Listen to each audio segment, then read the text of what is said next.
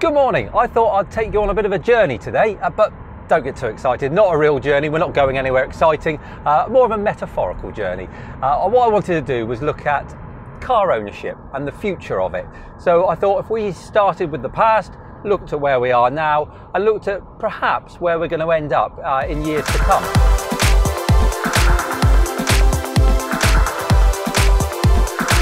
Now, historically, my experiences of buying cars, whether they be second-hand from a dealer or new from a dealer, rarely go well. Now, this is probably an exception by the Nissan Leaf because there were certain things put in place at the garage I went to that were different, i.e. there was a lady there who specialises in EVs who doesn't sell them. She's just there to, I guess, promote them, but ultimately it doesn't matter to her whether she sells them or not. She just wants to promote them to be the best vehicles they are in the hope that we will buy them. If you agree to buy it, then you get passed on to a salesman and the traditional sale takes place. But apart from that, my experience have been very much people that are on commission wanting to sell cars regardless of whether it's the right car for you or not. And that's never a good mix. And I think I, along with the majority of other people that have ever bought a car, would agree that actually it's not a good experience buying a new or used car from a dealer. And that's a real shame because other than a house, it is, for most of us, the second biggest purchase we'll ever make. And cars do invoke emotions, and for most people, a car is a very exciting thing to buy and own. So clearly that we as consumers are crying out for something different. Now, with EVs coming along and autonomous driving, it really has started to make manufacturers think of different ways that the future will be in car ownership. Because I think they've recognised that people now operate in a much different way to what we ever used to do. So way back when, pretty much everything we did, we had to pay for, as in we paid an amount of money for a product or service, and that was it. There was no finance, there was no contracts, there was nothing outside of, I want that product and service, and here's the money to pay for it. We now obviously live in a world of finance. We live in a world of whatever we want, we can have it now because we can afford it. And we don't look at our purchases, certainly our big purchases, as being a lump sum payment anymore. It's all about our monthly finances, our personal monthly finances. So can I afford X amount of money this month to enable me to have that product? And you know, mobile phones are probably the biggest example that I can give, that although yes, you have a mobile phone and you have a contract on it, actually through the course of 18-24 months, you are paying for that phone and the services that come with it. And that gives us flexibility. That allows us to decide what we actually want. So for me, I am a heavy data user on my phone. So I choose a contract that gives me lots of data. I'm not that bothered about text messages and voice minutes. I choose something in the middle. So it is very flexible and personally tailored to me for what I want. And you can give those examples across many different products and services. So why has that not been the case? And why do we not get to use that? It's a Tesla. Why can we not do that with our cars? Historically speaking, if we wanted to buy a car, we would take our money to a dealer and buy a car. There was no finance, there was no loans, there was nothing. It was just a case of you would go to a dealer and buy your car.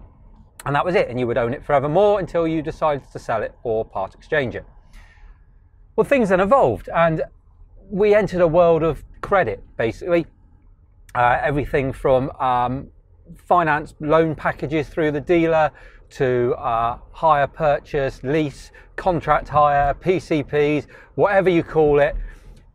Generally, you put down a deposit, you paid a monthly fee, and normally at the end of that period, you had some choices or you just gave it back.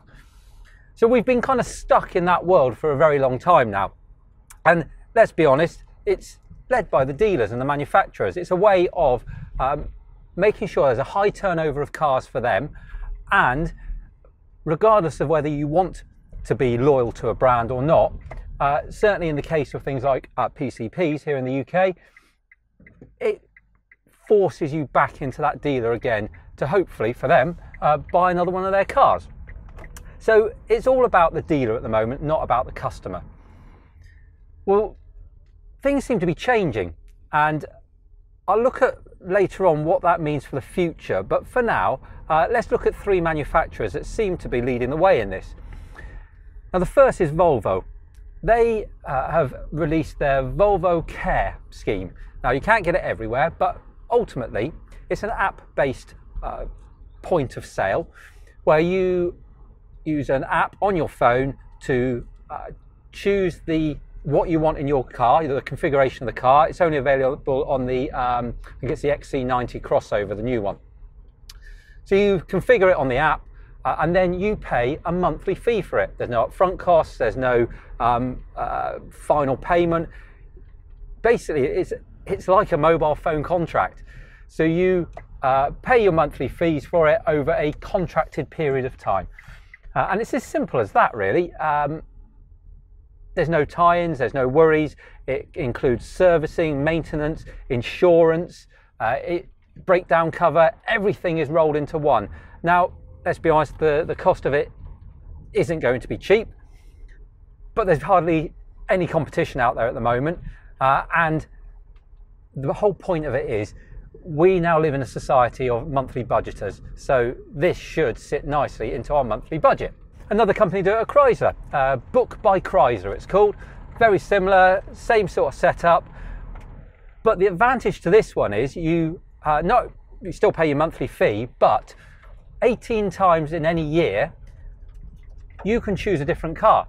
So you're not effectively buying a car or buying a lease on a car, you're buying into Chrysler. So for example, if you work in the city day in, day out, you want a little runaround car, you have that. But then if you're planning a big family trip, I don't know, to the mountains at the weekend, and you want an SUV, well, you get an SUV instead. You just exchange one car for another.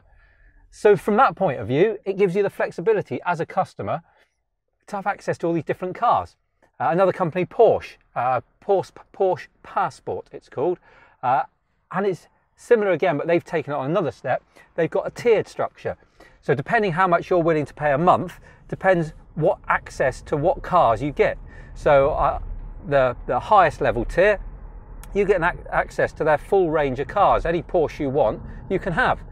So again, you're not buying a car, you're buying ownership of a share of cars. And one other probably worth mentioning is Audi. Audi have bought, I think, Silver car leasing company, and they're talking about doing very, very similar. And they are banding it about by saying you're not buying an Audi anymore, you're buying into Audi. So very heavily slanted towards similar sort of scheme. Actually, you're buying part ownership of a number of vehicles with other people. So why am I telling you all this? This is surely this is just manufacturers selling different forms of finance in different ways. It's not that interesting. Well, the interest for me is that after a long period of time where nothing's changed, and the old dinosaurs as we know them have dug their heels in and carried on selling cars the way they want to sell them because for them it makes them money, well, we're now seeing a slant the other way towards actually what do the customer want? The customer doesn't want to go into a dealer anymore because, let's be frank, we don't like going to dealers.